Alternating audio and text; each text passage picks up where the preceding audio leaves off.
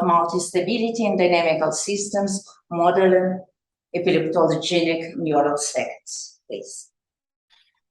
Awesome. Thank you guys so much for having me, albeit virtually. Hopefully one day I'll be able to participate in person.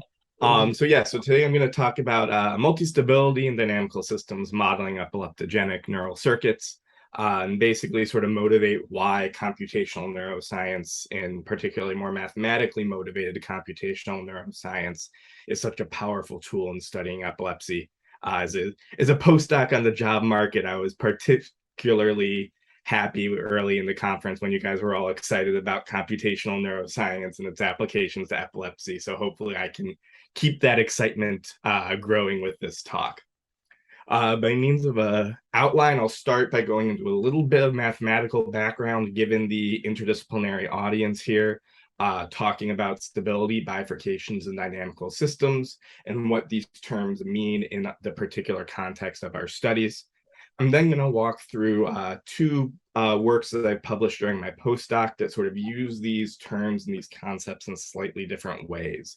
The first uses this idea of bistability as a more descriptive tool to understand what dynamics we're observing in simulated computational networks, particularly of inhibitory neurons prior to epileptogenesis. And then the second work actually uses a little bit more mathematical detail, a slightly different type of model where we can use mathematical analysis and the tools and theory of bifurcation theory to actually understand what the underlying differences are in systems that may look more like epileptogenic circuits than not. And then to conclude, this session sort of ends up being a mini Kremble session. My supervisor, Dr. Valiente, is giving the next talk on a work that we recently published in Cell Reports. So I'll give a little bit of a transition into his work and serve as the opening act a little bit, and show you how the ideas that I'm going to talk about in this talk feed in a little bit into the work that he's going to talk about. So in order for everyone to be on the same page here, I know it's such an interdisciplinary audience and some people may not have thought about differential equations in a long time, depending on their background.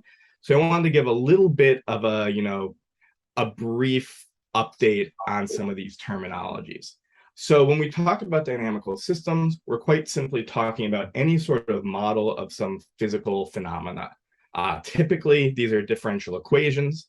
So the simplest toy example, which I'll use to illustrate some of these things, are, it's a differential equation that's just a one-dimensional position in space.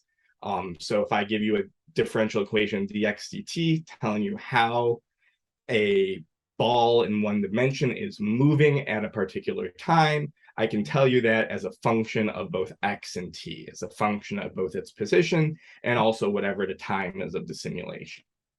Now, one of the first things we do when we're classifying these types of systems is we look for specific special solutions known as equilibrium solutions or fixed point solutions. I may go back and forth between those terminologies a little bit.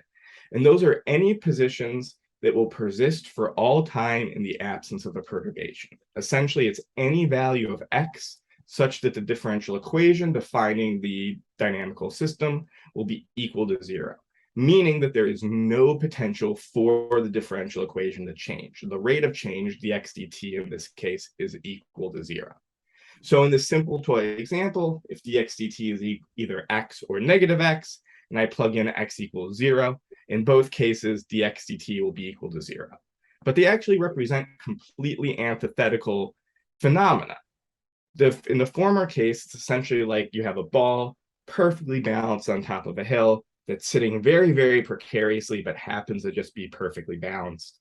The second case is a ball sitting at the bottom of a valley, which is something we would more intuitively think of as something that's sort of sitting in stasis. Now, we obviously want to be able to differentiate these two phenomena because they are so antithetical, and this is where the terminology of stability comes into play.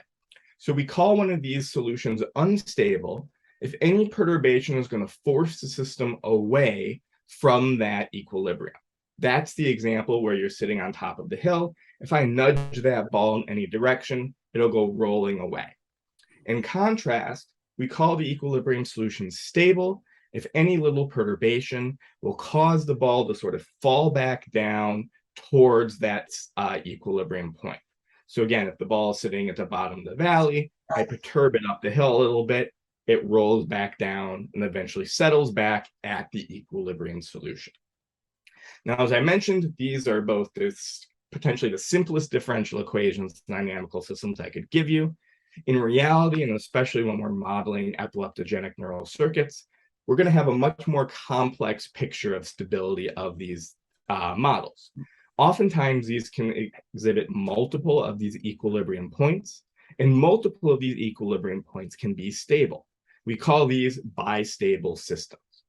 So this is an example where, depending on where I start the simulation or the system, what types of perturbation I give the system, we may tend towards one of two or even multiple stable states that the system will persist in the absence of some other external perturbation. So in this toy example, depending on sort of where I drop that ball initially, will determine whether I settle down into position 2 or position 3. Now, things get a lot more complicated when we're actually modeling things of interest as opposed to one-dimensional toy examples. And one of the ways these can get more complex is if we have a model parameter that can actually change the stability structure of the system. Whenever that stability structure changes, it yields what we call a bifurcation.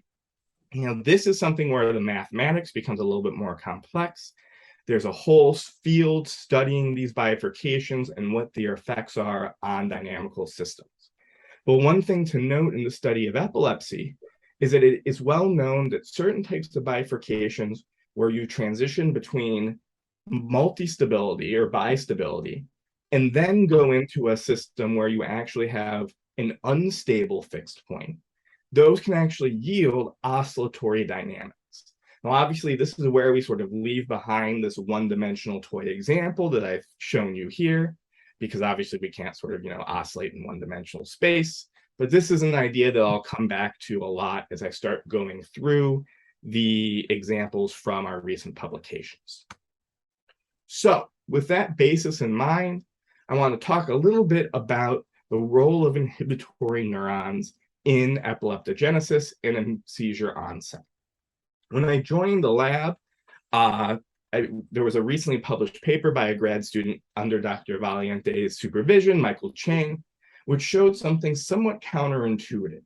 It showed that in hippocampal slices treated with 4-aminopyridine, that make these hippocampal slices epileptogenic or models of epilepsy, what you can actually do is selectively optogenetically stimulate inhibitory neurons.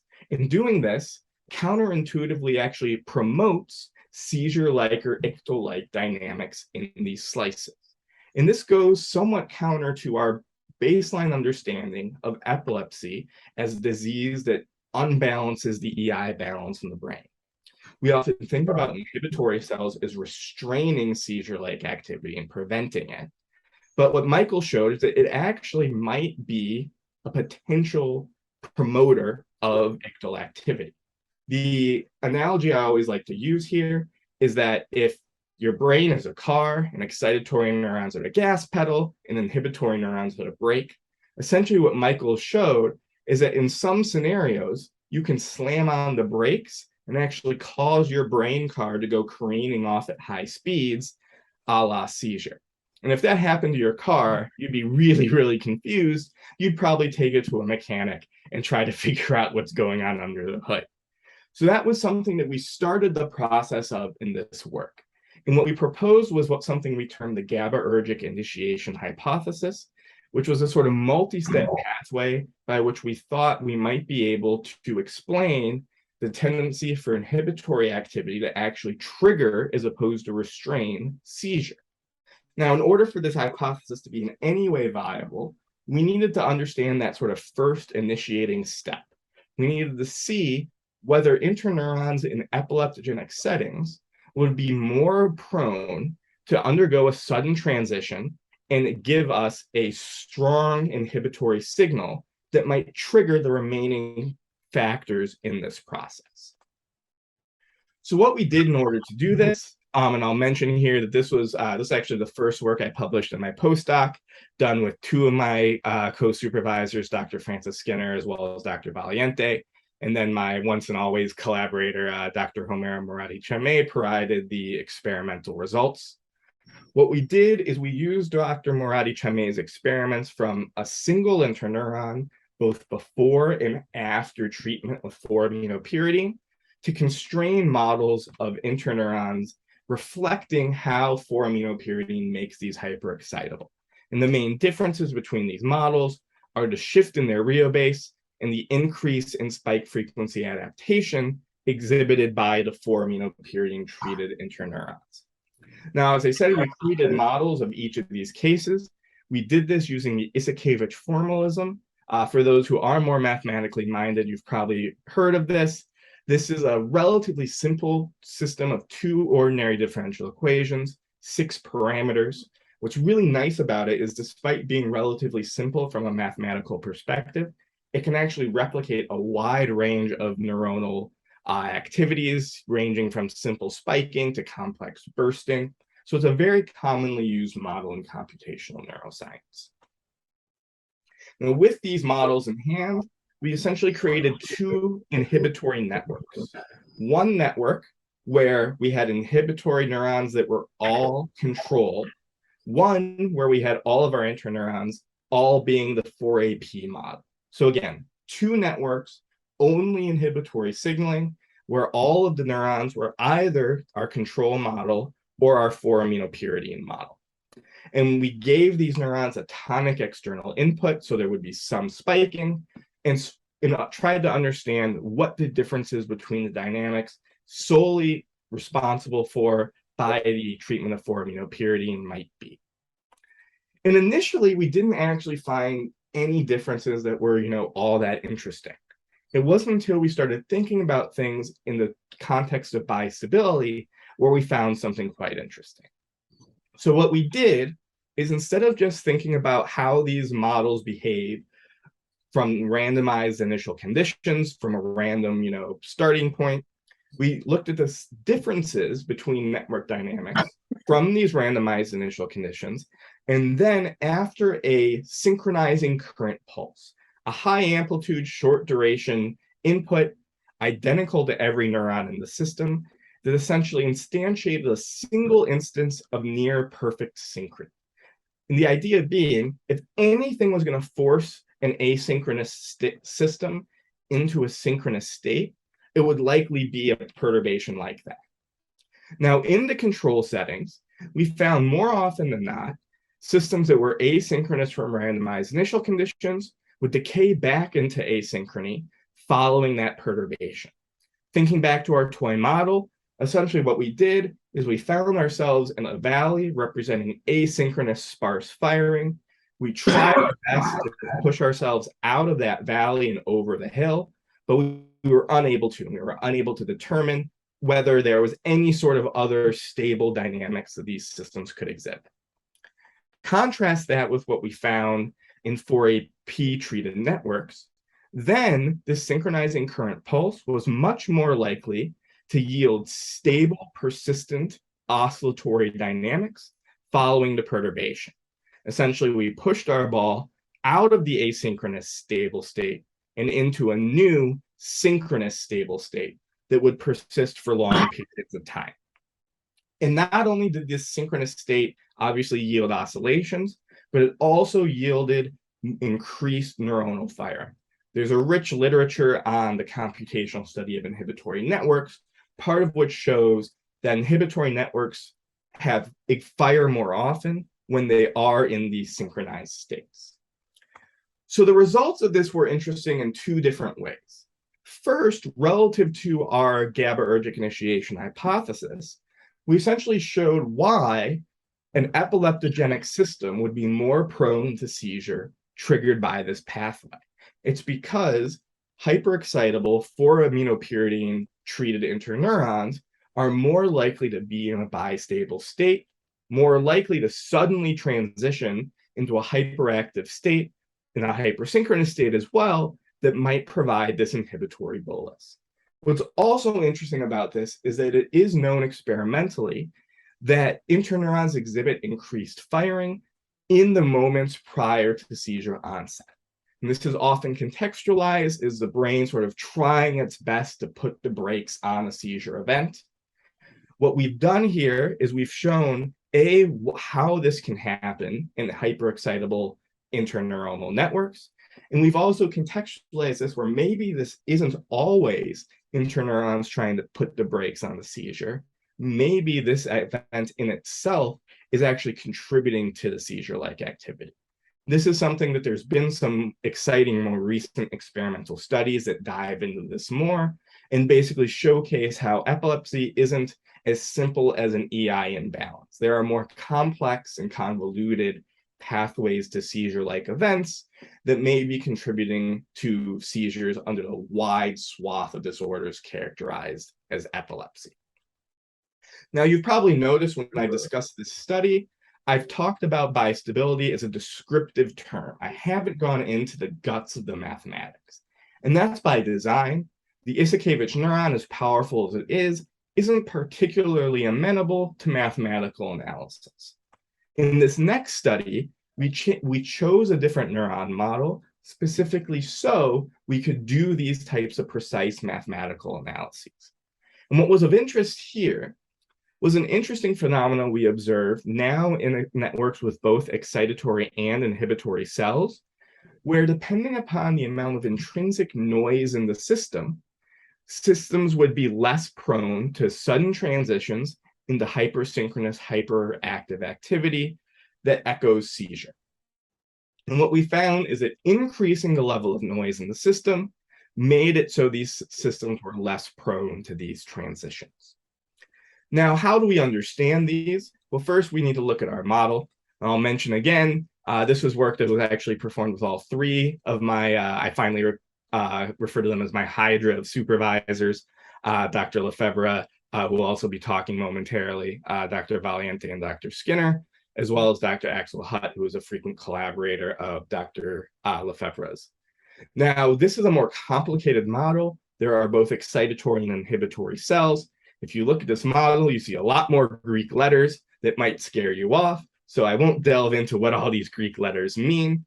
I'll just mention briefly that if you are more mathematically inclined, this may look familiar to you as similar to the famous Wilson-Cowan equations. That is by design. This is essentially a spiking network equivalent of the Wilson-Cowan equations that facilitates our later simplifications. And I'll also draw your attention to the fact that these neurons have noisy input.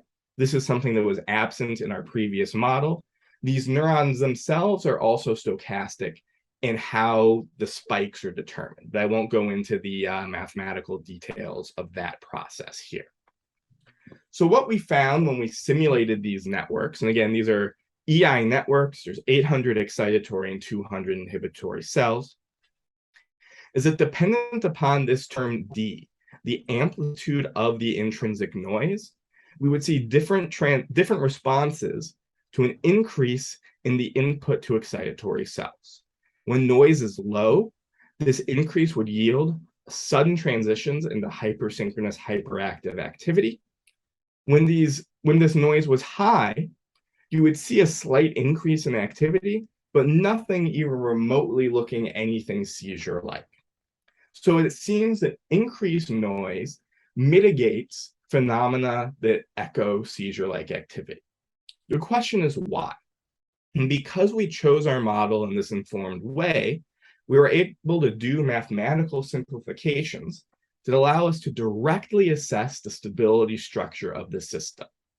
We use something called mean field approximations, mean field analysis, to simplify our system from a system of 1,000 differential equations, one for each neuron, into a system of 2 differential equations, one representing the mean excitatory activity, one representing the mean inhibitory activity. And I won't go again into the details of these things here. I'll just mention that the noise amplitude D does play a pivotal role in the dynamics of the system. It's just buried a couple layers deep in the definition of this function rho that in turn determines this function f, which factors in directly to the baseline mean field equations. Now, what we found is something completely different about these systems in the presence of very low noise. We would see multi-stability, multiple fixed points in between this pre and post, levels, the 0.0 and 0.1 levels of I naught. So essentially what would happen is this explains the sudden increase in activity following this perturbation. In contrast with high levels of noise, these changes are very gradual, and that explains why we see a much more, understandable gradual change in the activity following this perturbation with high noise. If we delve deeper into the mathematics, we actually see this phenomena I foreshadowed earlier in the talk. When D is very low, what happens to the system is we initially have a single stable fixed point. The fixed point is stable because this value alpha is less than 0. We then have this period where we have multiple fixed points. And once these multiple fixed points go away, what we're left with is now a single unstable fixed point. And it's unstable because this alpha value is above 0. So we've undergone a bifurcation, specifically what's known as a saddle node bifurcation, from our single stable fixed point to a single unstable fixed point. And what this yields is that oscillatory activity we saw on the network. This is a well-studied, well-understood property of saddle node bifurcations. Contrast that to when D is high. Now we see just a very gradual increase in all of these elements of the stability structure. In particular, we don't see any bifurcations. We don't see any change in this stability. This alpha value remains below 0. Now, we took this one step farther, and you notice the title of this paper is Neurostimulation Stabilizes Spiking Neural Networks. And we asked ourselves how this might inform treatment paradigms and neurostimulation paradigms to prevent seizure. Most often, these devices currently use what's known as a biphasic pulse, just a sort of square current pulse that's a negative followed by a positive square pulse. And that's just because of, engineering restrictions and the history of these devices, et cetera. But what we thought was that if internal noise stabilizes this system, it would make sense that externally applied noise might have a similar effect. And lo and behold, it does.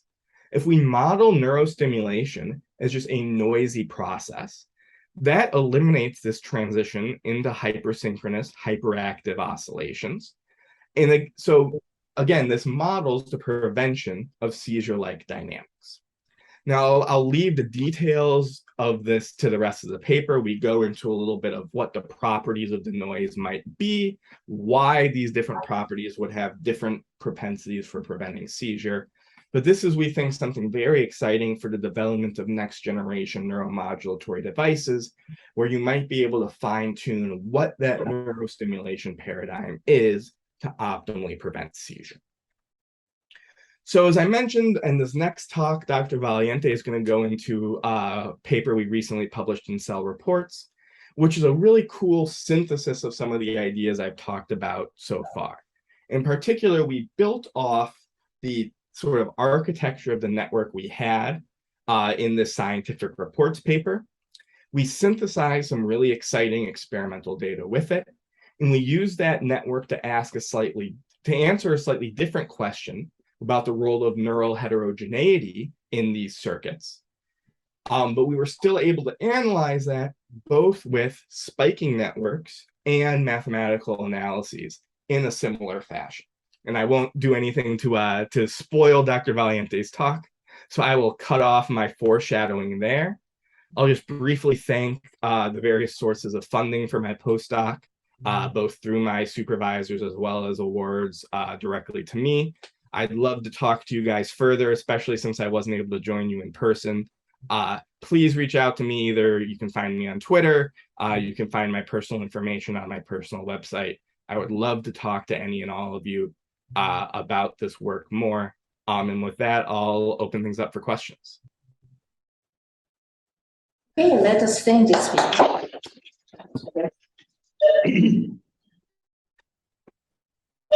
Stop.